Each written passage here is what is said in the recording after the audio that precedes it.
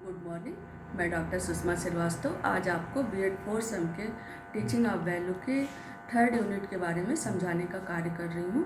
इसके पहले मैंने फर्स्ट और सेकंड यूनिट आपको समझा चुकी हूँ। थर्ड यूनिट का कुछ समझाने का काम करती हूँ।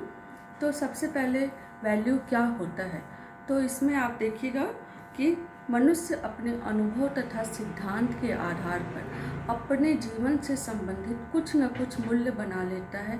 उस मूल्य के आधार पर वह अपने व्यवहार को बनाता है तथा अपने पथ को निर्देशित करने का कार्य जो है वह करता है।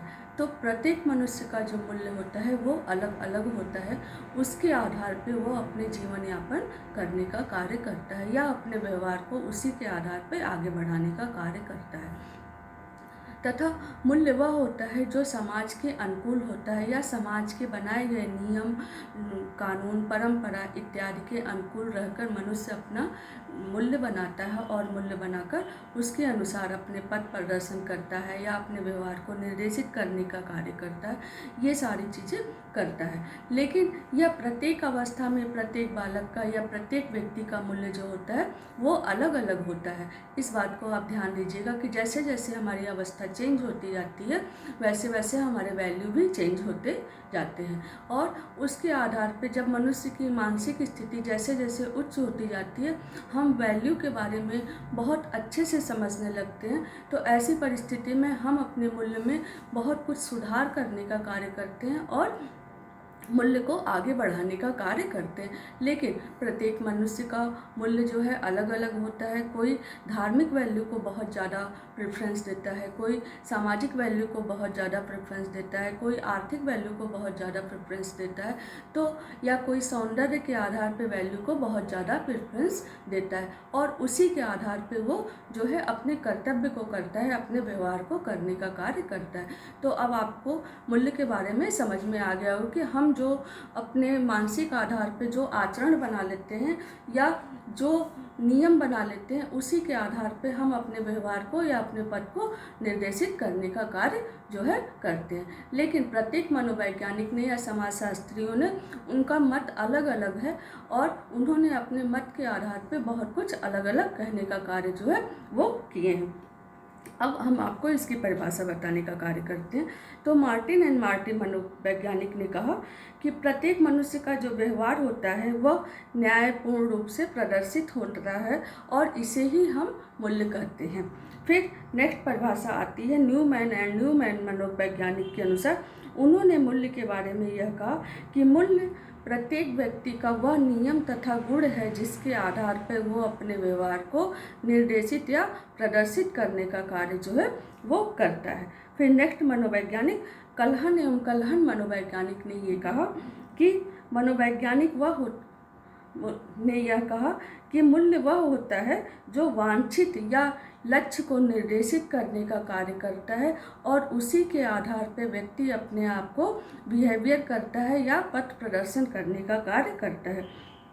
तो कुल मिला के ये तीनों मनोवैज्ञानिक की परिभाषा के आधार पे ये स्पष्ट होता है कि वैल्यू वह होता है कि जिसके आधार पे हम अपने उच्च कोटि के बिहेवियर को करते हैं और अपने पथ को प्रदर्शित करने का कार्य या निर्देशित करने का कार्य जो है वो करते हैं। अब इसके बाद नेक्स्ट आता है आपका पॉइंट कि मूल्य के माध्यम से समाज विरोधी गतिविधियों को दूर करने के उपाय। तो अभी आप देखिएगा कि समाज में विभिन्न प्रकार की जो है वो सामाजिक नियम के विरुद्ध बहुत सारी गतिविधियां जो हैं वो उत्पन्न हो रही हैं या उत्पन्न हो चुकी हैं, जिसे अगर हम वैल्यू के आधार पर ध्यान दें तो हम इस विभिन्न प्रकार की सामाजिक बुराइयां या सामाजिक गतिविधियों को दूर किया जा सकता है। सबसे पहले समाजवादी समाज की स्थापना करना। यदि हम सकारात्मक रूप से मूल्य के बारे में ध्यान दें या सकारात्मक मूल्य को ध्यान देने का कार्य करें तो उस उद्देश्य को ध्यान देकर हम विभिन्न प्रकार के कार्य करते रहेंगे तो ऐसी परिस्थिति में जो है एक समाजवादी समाज की स्थापना करने में यह सहायक हो सकेगा। इसके संबंधित पंडित नेहरू जी ने ये कहा कि मेरा विश्वास है कि समाजवादी समाज की स्थापना करने के लिए मेरी इच्छा नैतिक तथा चारित्रिक मूल्य का होना अत्यंत आवश्यक है। उसी के आधार पर हम एक समाजवादी समाज की स्थापना जो है वो कर सकते हैं। फिर नेक्स्ट पॉइंट आता है निस्वार्थ कार्य भाव की भावना रखना। तो वैल्यू के आधार पे अगर हम ये देखें कि समाज में विभिन्न प्रकार की ऐसी बुराइयां उत्पन्न हो जाती हैं जिसके कारण लोग स्वार्थ से वशीभूत होकर विभिन्न प्रकार के कार्य करते हैं, लेकिन हम नैतिक मूल्य पे ध्यान देकर अगर कार्य को करते हैं तो हम प्रत्येक कार्य को निस्वार्थ भाव से करते हैं, और निस्वार्थ भाव से दया, प्रेम, सहयोग की भावना अगर रखने का कार्य करें तो ऐसी परिस्थिति में समाज में जो व्याप्त बुराइयां हैं वो बुराइयां दूर की जा सकती हैं। फिर नेक्स्ट आता है नेतृत्व गुणों के विकास करना। नैतिक मूल्य के आधार पर अगर हम उचित एवं नैतिक जो है वो नेतृत्व का विकास करते हैं तो भी हमारे समाज में जो सामाजिक बुराइयां हैं वो दूर की जा सकती हैं और एक सकारात्मक नेतृत्व की भावना की उत्पत्ति हो सकती है। आप खुद भी सपोज काल्पनिक कल्पना करके ये देखिए कि जब हम किसी भी क्षेत्र में नेतृत्व करने का काम करते हैं तो वो नेतृत्व करते समय हम किसी भी प्रकार की नकारात्मक गतिविधियों को ध्यान न देके बल्कि सकारात्मक गतिविधियों को ध्यान दें तो हमारे नेतृत्व की भावना जो है वो उचित रूप से आगे बढ़ भी सकती है और समाज में व्याप्त बुराइयां जो हैं वो दूर भी हो सकती है।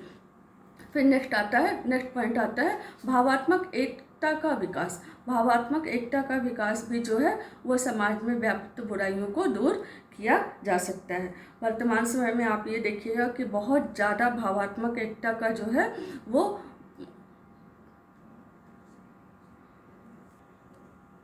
भावात्मक एकता का विकास, आप ये देखिएगा कि वर्तमान समय में भावात्मक एकता जो है वो बहुत ज़्यादा समाप्त होती जा रही है। प्रत्येक व्यक्ति एक दूसरे के प्रति किसी भी प्रकार की भावना रखने का कार्य नहीं कर रहा है, लेकिन अगर हम सकारात्मक वैल्यू को ध्यान दें तो सकारात्मक वैल्यू के आधार पे हम भावात्मक एकता को स्थापित कर सकते हैं। अभी देखिए वर्तमान समय में लॉकडाउन का समय चल रहा है और इस समय जो है पुलिस या डॉक्टर जो है बहुत अच्छे से कार्य कर रहे हैं, लेकिन उनके प्रति जो हमारे मन में जो या और समाज विरोधी गतिविधियों के मन में जो भावनाएं उत्पन्न हो रही हैं उन भावनाओं को अगर हम वैल्यू के आधार पे देखें या सकारात्मक वैल्यू के आधार पे देखें तो ये भाव उनकी जो गतिविधियां हैं उसको दूर करके हम भावनात्मक एकता को जो है फिर से प्रज्वलित कर सकते हैं। फिर नेक्स्ट पॉइंट आता है जन शिक्षा का विकास। हम सकारात्मक वैल्यू के आधार पे या मूल्यों के आधार पे जो है शैक्षिक रूप से जो है वो मूल्य का विकास करते रहें तो ऐसे में जन शिक्षा की भावना का जो विकास है वो भी बहुत अच्छे से किया जा सकता है। प्रत्येक प्रकार की शिक्षा पे ध्यान देने के लिए या प्रत्येक बालक की शिक्षा को ध्यान देने के लिए जन शिक्षा की व्यवस्था होना अत्यंत आवश्यक है और इस समय नेट के माध्यम से जो है जन शिक्षा की व्यवस्था को बहुत ज़्यादा व्यापक बनाया जा रहा है। फिर अंतर संस्कृति की भावना का विकास। अंतर संस्कृति की भावना के विकास के माध्यम से भी हम मूल्य का विकास जो है बहुत अच्छे से कर सकते हैं। जब हम दूसरे की संस्कृति के प्रति जो है बहुत अच्छे से सकारात्मक रूप से ध्यान दें और किसी भी प्रकार की द्वेष की भावना न रखें तो ऐसे में समाज विरोधी गतिविधियां जो है वो दूर की जा सकती है। फिर अनुशासन एवं नियम युक्त बिहेवियर करना। तो ऐसे में हम ये ध्यान देते हैं कि जब यदि कोई भी व्यक्ति जो है स्वयं में बहुत अच्छे से अनुशासन युक्त रहता है और समाज के बनाए गए नियम के अनुसार चलता है तो ऐसी परिस्थिति में भी वो समाज विरोधी गतिविधियों को जो है वो दूर कर सकता है। तो जब भी हम बहुत अच्छे से नैतिक मूल्य को ध्यान देंगे, स्वयं में डिसिप्लिन रहेंगे या समाज को डिसिप्लिन रखने का कार्य करेंगे तो ऐसी परिस्थिति में समाज में व्याप्त बुराइयों को हम मूल्यों के आधार पर दूर कर सकते हैं। फिर नेक्स्ट पॉइंट आता है सत्य आचरण का विकास करना। सत्य आचरण के माध्यम से भी जो है हम समाज की बनाई विभिन्न प्रकार की बुराइयों को जो है वो दूर कर सकते हैं। इसके लिए हमें क्या करना होगा कि स्वयं में हम अपने आप का जो आचरण रखते हैं वो आचरण एक अच्छे संस्कार या आदर्श युक्त बनाना पड़ेगा। उसके साथ साथ समाज में अन्य व्यक्तियों का भी जो व्यवहार है या आचरण है या संस्कार है उसे भी अच्छा बनाना पड़ेगा, तभी जाके हम समाज में व्याप्त विभिन्न प्रकार की बुराइयां या विभिन्न प्रकार के समाज विरोधी गतिविधियों को दूर कर सकते हैं।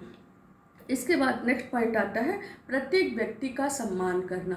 समाज में विभिन्न प्रकार के व्यक्ति होते हैं, विभिन्न स्तर के व्यक्ति होते हैं, लेकिन यदि हम सामाजिक वैल्यू को बहुत अच्छे से ध्यान देते हैं तो सामाजिक वैल्यू के आधार पर हम जो है प्रत्येक व्यक्ति का बहुत अच्छे से सम्मान करने का कार्य करें तो ऐसी परिस्थिति में भी हम समाज में जो विभिन्न प्रकार की व्याप्त बुराइयां हैं उन बुराइयों को दूर कर सकते हैं। फिर नेक्स्ट पॉइंट आता है आत्मनियंत्रण तथा आत्मविश्वास की भावना। आत्मनियंत्रण एवं आत्मविश्वास की भावना के माध्यम से भी हम समाज में बुराइयों को दूर कर सकते हैं। यदि हम स्वयं में अपने आप में आत्मनिष्ठ रहें या आत्मनियंत्रण रखें, और उसके लिए हमको अनुशासन प्रिय तथा वैल्यू का ध्यान देना बहुत ज़्यादा आवश्यक है। यदि हम बहुत अच्छे से नैतिक वैल्यू को ध्यान देते हैं, आध्यात्मिक वैल्यू को ध्यान देते हैं, तो ऐसी परिस्थिति में हम आत्मनियंत्रण की भावना को ध्यान देने का कार्य कर सकते हैं, और हम अपने कर्तव्य के प्रति जो है बहुत ज़्यादा बोध रख सकते हैं, और दूसरों के अधिकार के प्रति जो है हम अपने कर्तव्यों का पालन कर सकते हैं। तब भी हम अपने जो है विभिन्न प्रकार की समाज की व्याप्त बुराइयों को दूर कर सकते हैं, और सकारात्मक वैल्यू को जो है बहुत अच्छे से ध्यान दे सकते हैं। तो इस प्रकार से हम ये देखते हैं कि हम विभिन्न प्रकार के सकारात्मक वैल्यू या विभिन्न प्रकार के सामाजिक, आर्थिक, राजनीतिक, धार्मिक इत्यादि वैल्यू के माध्यम से जो है समाज में व्याप्त बुराइयां जो हैं, उन बुराइयों को दूर करने का जो है वो कार्य कर सकते हैं। Thank you.